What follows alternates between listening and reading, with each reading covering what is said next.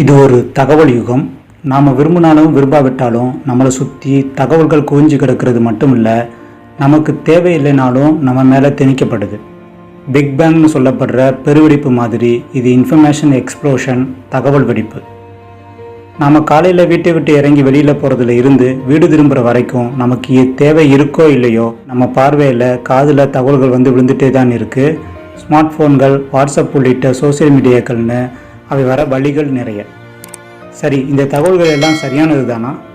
ஆத்தென்டிகேஷனுங்கிற ஒரு நம்பகத்தன்மையை, உண்மைத்தன்மையை நம்ம சரி பார்க்குறோமான்னா இல்லைன்னு தான் ஒப்புக்கணும். அப்படி போன மாதம் நாம் வாசித்தே கேள்விப்பட்ட ஒரு விஷயந்தான், அக்டோபர் 15 அப்துல் கலாம் பிறந்த நாளை ஐநா சபை சர்வதேச மாணவர் தினமாக அறிவிச்சிருக்காங்கன்றது. இந்த தகவல் உண்மையானு ஃபேக்ட் செக் பண்ணுற பதிவு தான் இந்த வீடியோ.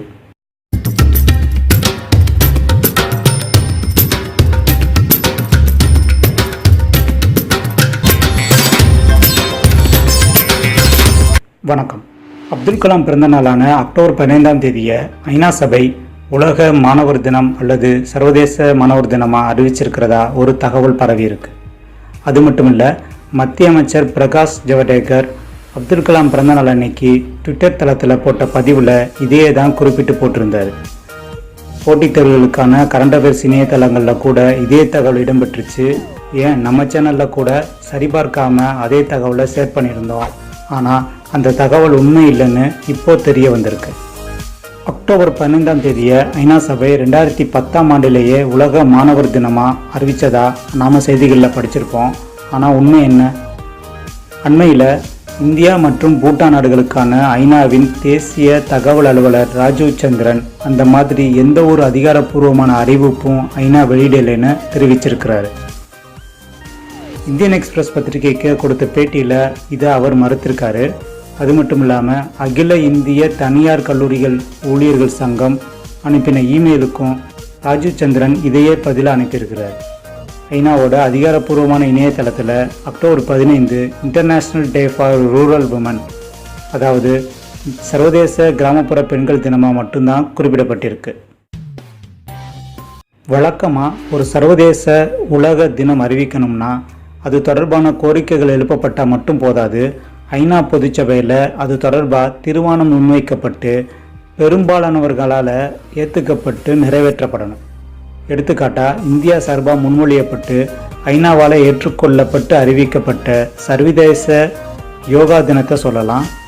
ஜூன் 21 சர்வதேச யோகா தினமாக அறிவிக்கணும்னு இந்தியா ஐநா பொதுச்சபையில் முன்வச்ச தீர்மானம் தான் பிறகு நிறைவேற்றப்பட்டு அறிவிக்கப்பட்டது. இந்த விஷயத்தில் அப்துல் கலாம் அவர்கள் மறைவுக்கு பிறகு ஆங்காங்கே அவரோட பிறந்த தினத்தை உலக மாணவர் தினமாக அறிவிக்கணும்னு கோரிக்கை எழுந்ததோடு சரி, அதுவும் இன்ஃபார்மல் கோரிக்கைகள் தான். ஆனால் ஐநா சபை அதை அறிவித்ததா ஒரு தகவல் எப்படி மூலமாக பரவுச்சுன்னு தெரியலை. வாய்மொழியாக பரவுனது ஒரு கட்டத்தில் உண்மையினே எல்லோரும் நம்பும்படியாக மாறினது தான் ஆச்சரியம். அதுவும் ஒரு அமைச்சரே பதிவு பண்ணுற அளவுக்கு. இணையத்தில் பல்வேறு தகவல்கள் கிடைக்கலாம். ஆனால் சரியான தகவல்கள் அரசாங்கத்தோடு அதிகாரப்பூர்வமான தகவல் மையங்கள், நூலகங்கள் ஆகியவற்றில் தான் கிடைக்குங்கிறது நாம் மறந்துடக்கூடாது. இது மட்டும் இல்லாமல் பொதுவாக நமக்கு வாட்ஸ்அப் மாதிரியான ஆப்களில் ஷேர் செய்யப்பட்டு சேர்கிற எந்த தகவலும் ஒரு முறை சரிபார்க்கிறது பல விஷயங்களில் நமக்கும் சமூகத்துக்கும் நல்லது. வர்ற தகவலோட உண்மைத்தன்மை சந்தேகத்துக்குரியதாக இருக்கும் பட்சத்தில் குறைந்தபட்சம் நாம் மற்றவங்களுக்கு ஷேர் செய்யாமல் தவிர்க்கலாம். இது மூலமாக பல வதந்திகளுக்கு முற்றுப்புள்ளி வைக்க முடியும். இந்த விஷயத்தை பொறுத்த வரைக்கும் போட்டித் தேர்வுகளுக்கு மட்டும் இல்லாமல் எல்லா தரப்பினருக்கும் தவறான ஒரு தகவல் போய் சேர்றது ஏற்றுக்க முடியாத ஒன்று. இது அவங்களுக்கு மட்டும் இல்லை, நம்ம சேனல் மாதிரியான தகவல்கள் வழங்குகிற தளங்களுக்கும் ஒரு படிப்பினை. நம்ம சேனலில் நடப்பு நிகழ்வுகள் பகுதியில் இந்த தகவலை குறிப்பிட்டிருந்தோம். அதில் நோட்ஸ் எடுத்தவங்க அதை திருத்திக்கங்க. அது தவறான தகவல், அதுக்கு வருந்துடும். நன்றி. இதே மாதிரி மேலும் பல தகவல்களை அடுத்தடுத்த தகவல் 360 பகுதியில் தெரிஞ்சுப்போம்.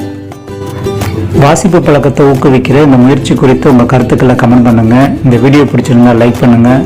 நம்ம நூலக சேனலை மறக்காமல் சப்ஸ்கிரைப் பண்ணுங்கள். தமிழ் வணக்கம்.